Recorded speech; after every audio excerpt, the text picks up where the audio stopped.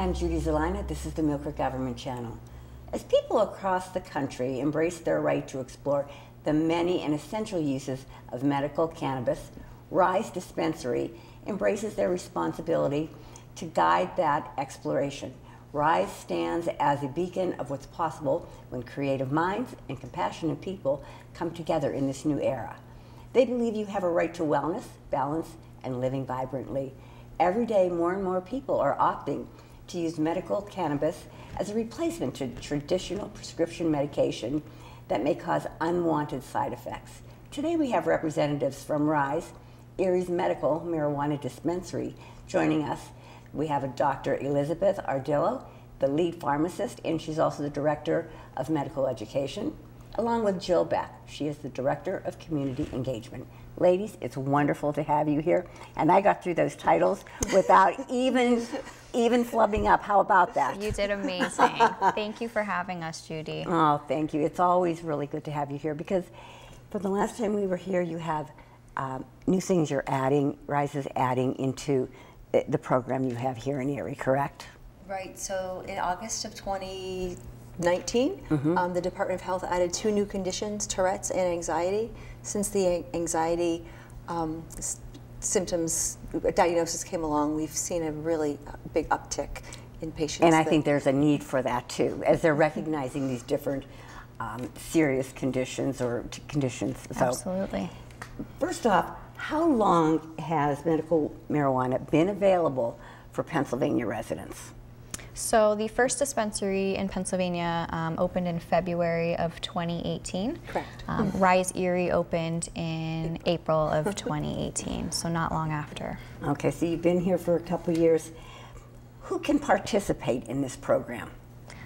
So anybody can be a patient in the program as long as they have a diagnosis for one of 23 serious medical conditions, and they have seen a physician who verifies that diagnosis and believes that medical marijuana may help them to alleviate their symptoms related.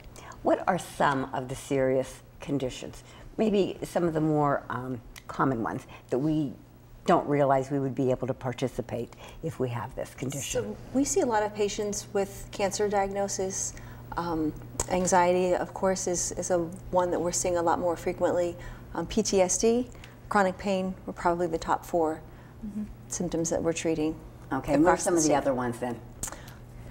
So there's Crohn's disease, epilepsy, Jill mentioned post-traumatic stress disorder, multiple sclerosis, neuropathies, which is also a pain-related condition, Parkinson's disease, just to name a few.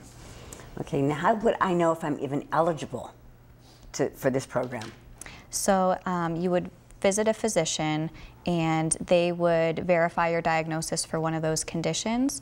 The physician would then report to the Pennsylvania Department of Health that they believe you would benefit from the treatment of medical marijuana, and they kind of give the go-ahead to issue a patient certification. Do I go to my regular PCP, to my regular doctor? There are about 28 physicians in Erie County that are currently certifying patients for use of these products. So there are specific physicians that are able to certify patients. Correct. And my PCP may not be one of them, correct? Correct. They may or may not be. There's physicians with all different specialties that are able to certify here in Pennsylvania.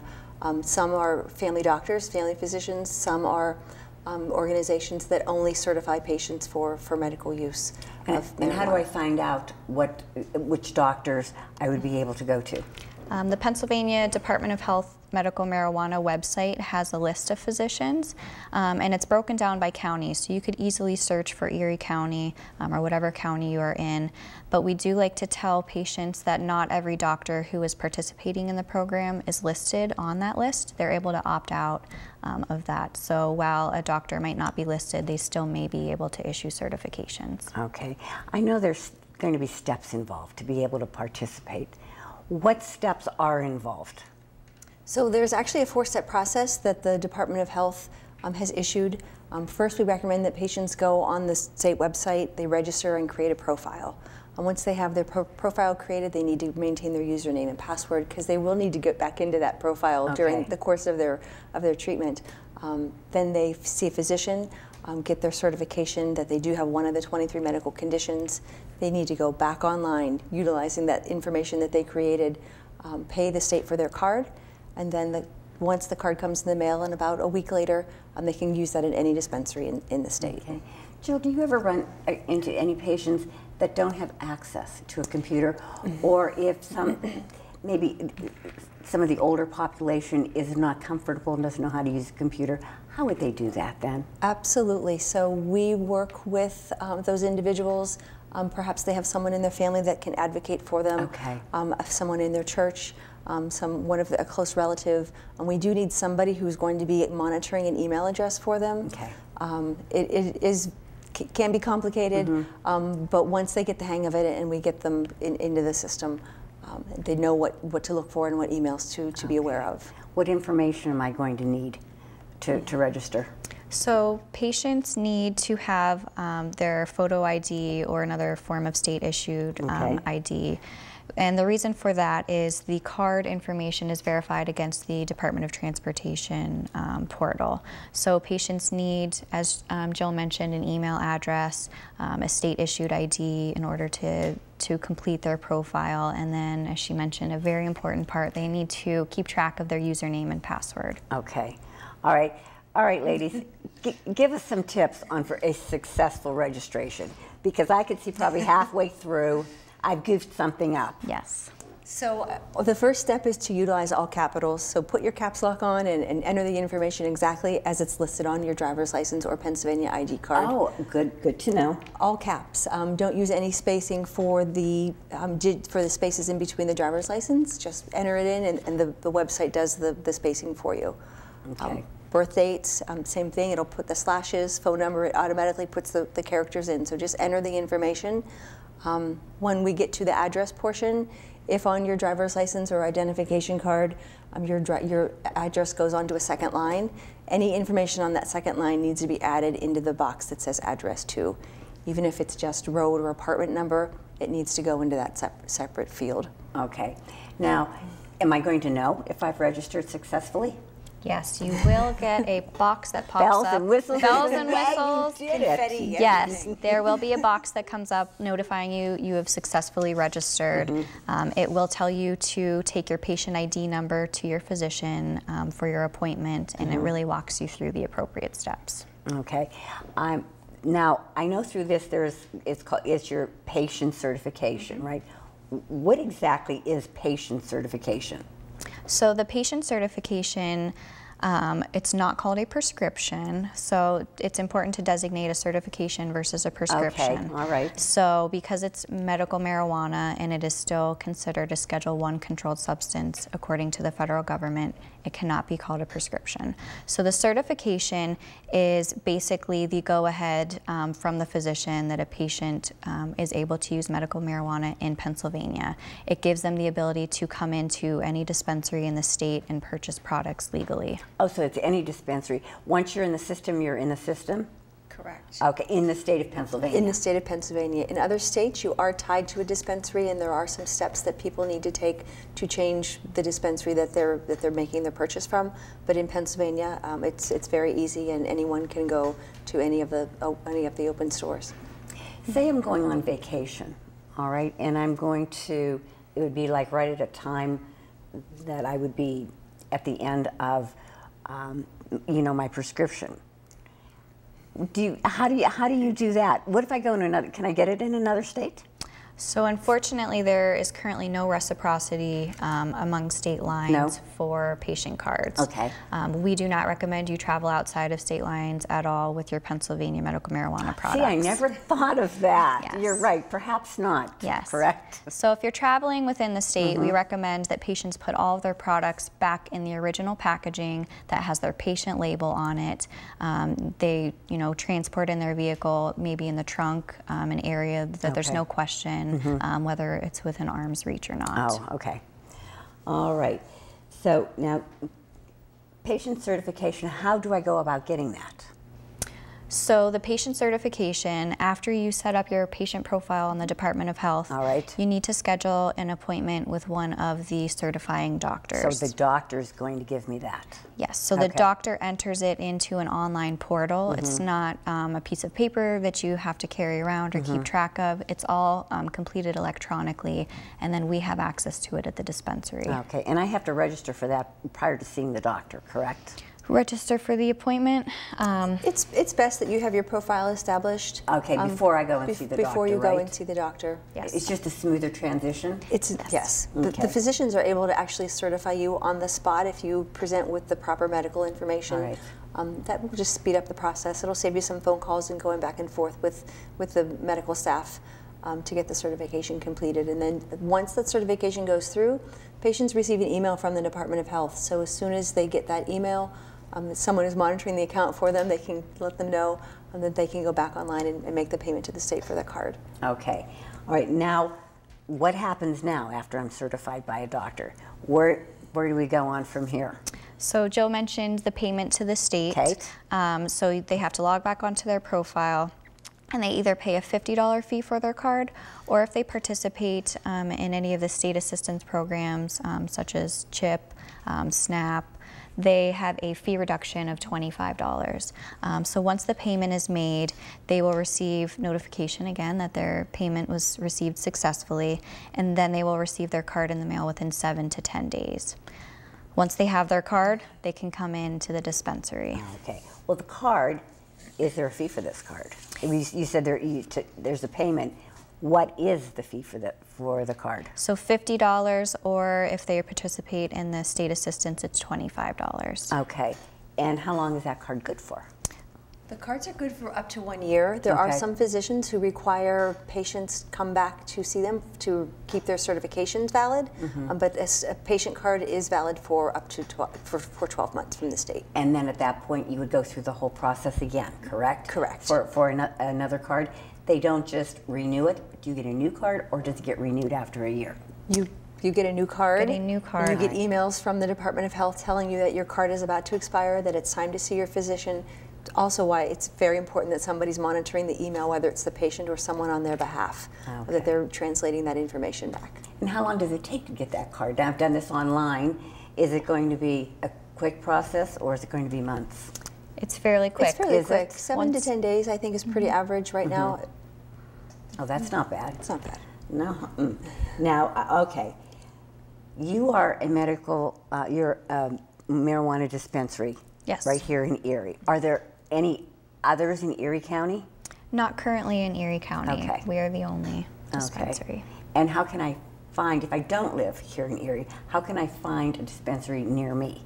Is there a listing? Yes. There is. Right on the state website, find a dispensary. There's a link that will take you to, it'll show a little pin drop on all of the available dispensaries. All the dispensaries open with product available. Okay. And what type of products do you offer at the dispensary? So we have a very wide variety of products available. Okay. We have topical forms, lotions, transdermal patches. We also have the traditional dry leaf or the bud. That is dispensed with the intent that it's vaporized. We also have vape pens, which are just oils. Tincture products are very nice for a lot of our patient population as well, and capsules. Okay. Now, you mentioned vaping. Is there, we've been hearing this in the news about vaping and problems. Is there a problem vaping your products? Great question, Judy. That is a question that we have been receiving a lot as well. The Pennsylvania Department of Health, the way that they run the program, which we really appreciate, it's very tightly regulated. Okay. So all products have to go through third-party independent testing before they reach the hands of our patients. That testing is going to ensure that it's a safe and quality product, and they're not formulated with the vitamin E acetate or the PEG, the items that seem to be giving patients these horrible lung conditions. Okay. So right. At this time, no products have been traced back to the Pennsylvania program that have been making patients ill with these conditions. Okay. All right, explain to our viewers what exactly happens. They pull up to Rise, they're at the front door. Explain the process, the procedure So once you make for it to the working front with you door guys. with your patient card, I'm there, we okay. have an airphone, so you press the button and then you are entered, you have access into the vestibule. Okay. Once you're in there, you slide your driver's license and patient card through the window. We have someone at intake who scans that information in to make sure that your certifications are valid and that you are who you are presenting as. Once that is approved, then you come in through another set of doors. You can then have a seat in the waiting room until we have a patient care specialist on the retail floor available to help you with your purchase. If it's a first time or you do want to consult with the pharmacist, we just let us know and we'll make those arrangements while you're there. Okay. And I was surprised to hear, but the last time I think we talked, I believe you were the only pharmacist there, correct? We had 3 pharmacists, so 2 full-time and somebody. And how many do you have now? Now we currently have 4, and then if we're including myself, we have 5. So we've gotten very busy. We just want to ensure that there's always a pharmacist available to speak with patients if they have any kinds of questions or concerns. And I think, like you said, first-timers coming in there, they know what their ailment is, they know their illness. They don't really know where to go. Can topical help? Can vaping help?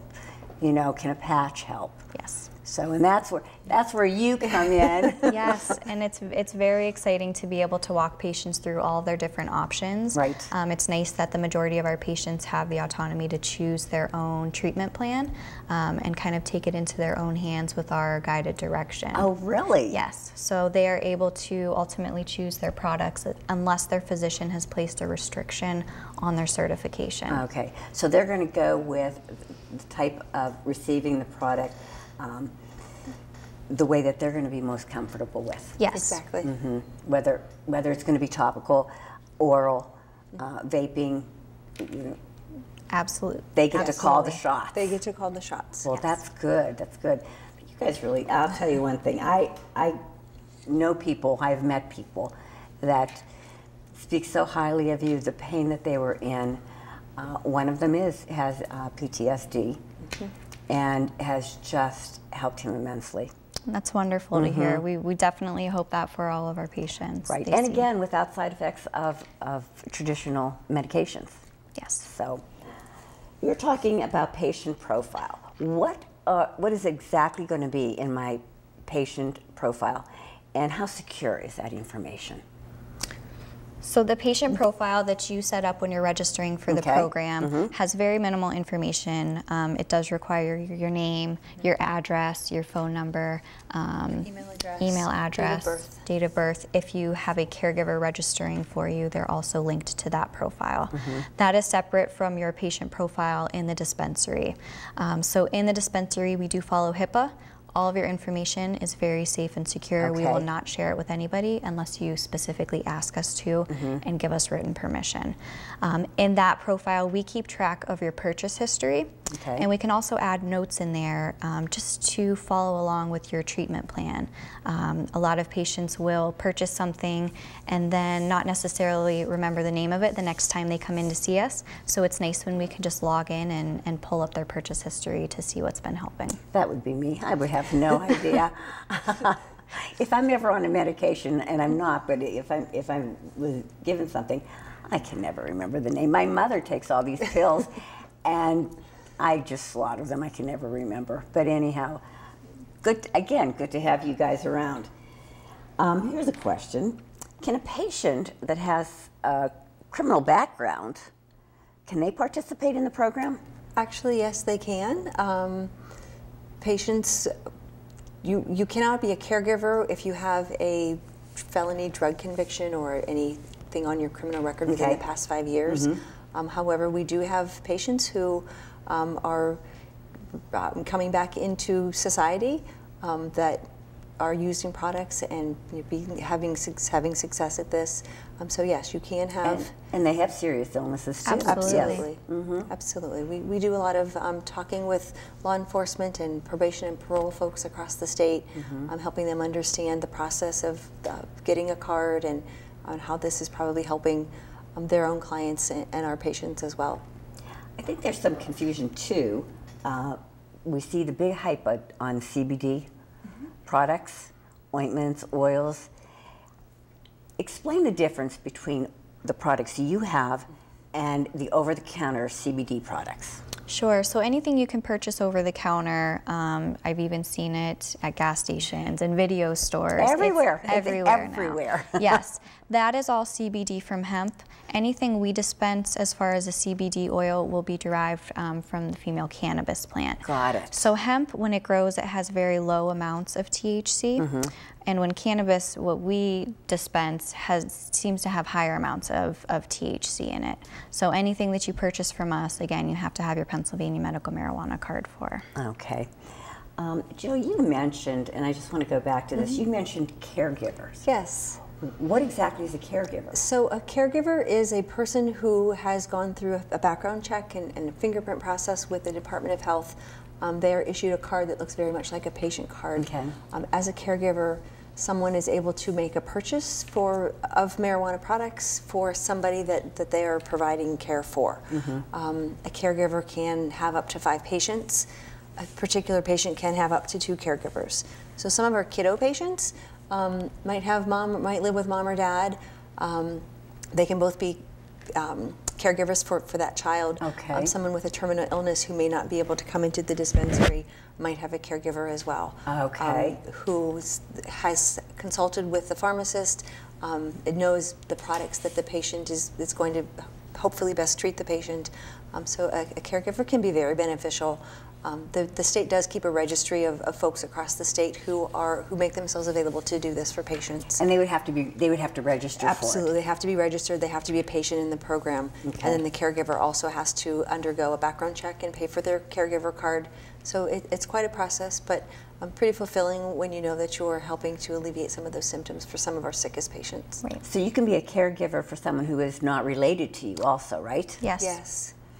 Do you have people that are just caregivers and say somebody is very ill or is unable to drive to your facility? Absolutely. Do you recommend, give them their name to call to be a caregiver for them? So we, if a person is in need of a caregiver, we do have a few that work within the state to help alleviate that. So of course we want the patient's consent before we reach out to somebody and ask them to purchase on their behalf. And you said kiddos. Can minors participate in your program? Yes, yes. Well, they get sick too, don't they? They do. Minors are patients as well. They have epilepsy and autism. Some remarkable stories that we've heard. Some remarkable Yes. progress that they've made. And how would I register? How would I register a minor? Would I be a caregiver for them? Is that how that would be? Do I register them and then register myself That as is a the caregiver? confusing part. That is the confusing part. So the child will get certified from the physician, a parent or the caregiver, usually it's a parent, Okay. will also get certified. We'll go through the process at the same time. So a minor patient is attached to a caregiver profile. Okay. It's all done in one fell swoop to make it consistent, but they can add additional caregivers if, say, mom or dad is out of town and they need a particular product and the other parent isn't able to come into the dispensary to make that purchase. Okay. Well, I think we covered a lot of ground here today, and our time's coming to the end. I can't believe it, because I'll have to have you back on, because I still have I have a lot more questions that I want to ask. You want us, Judy. But what I would like you to let our viewers know is if they need more information or a little bit of in-depth on something that we spoke about, how can they find this information? What's the best way for them? So the Pennsylvania Department of Health Office of Medical Marijuana has a very wonderful, user-friendly website. That's a really great starting point if patients want to look at the entire list of conditions, Okay. find a physician, all the steps they need to take. I usually direct people towards that, and we're always available as well. We try and help as many patients as we can navigate the system. Okay. Is there, are they able to just call you guys over there at Rise if they have a question? They can give us a call. We might ask for their email address. A lot of the times, And do work through email? Work through email. A lot of the times, we're going to require an email address in order to put them in touch with someone at the Okay. Department of Health, but certainly always available by phone or email to help anybody across the state that's Okay. having questions. You guys do a great job. I am so glad I got to meet you. Thank you. It's And so wonderful. It's always a pleasure having you on. You do really good things. There are people out there that truly have some very serious, painful conditions, cancer, I mean, any of them, Parkinson's, and you're helping alleviate that pain. You're doing good things. Thank you. We Thank certainly you. love it. So Me too. Thank you for joining me. I really, really enjoyed it. thank you, Judy. Thanks, Judy. Viewers, thank you again for tuning into the Millcreek Government Channel. Again, if you have any questions, check out the website. They have a ton of information, according to Elizabeth and Jill, right? If you can't find it on the website, call Jill. Absolutely. Again, thank you for watching the Millcreek Government Channel. Until next time, have a wonderful day.